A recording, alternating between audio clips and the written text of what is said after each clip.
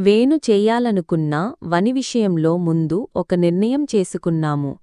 మళ్ళా ఆలోచించి అది బాగాలేదని నిర్ణయం మార్చుకున్నాము. స్నేహితులంతా మంచి ఫలితం రాదన్నారు. ఏమవుతుందోనవి లోపల ఆందోళన. ఏం చేయాలి? ఇలా నిర్ణయాలు ఎంతకాలం మారుస్తుండడం? అది మంచి పనేనా? వ్యవసాయాత్మిక బుద్ధిరేకేహ కురునందనా బహుశాకాహ్యనంతాశ్చ బుద్ధయో వ్యవసాయినాం. దేశకాల పాత్రాలను దృష్టిలో పెట్టుకొని చక్కగా విచారించి ఒక నిశ్చయానికి నిర్ణయం తీసుకున్న తర్వాత సామాన్యంగా ఎవరూ సలహా చెప్పివా మళ్ళా మార్చడానికి ప్రయత్నించకు.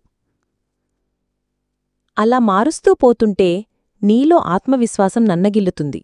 అంతేకాదు ఇక ముందు నీకెవరు సలహా కూడా చెప్పరు. పరిపరి విధాల ఆలోచిస్తూ చివరకు నీవే పని సాధించలేవు. కనుక స్థిరసంకల్పాన్ని అలవర్చుకో. విజయం లభిస్తుంది. Friends, please subscribe, like, share and comment మన ఛానల్.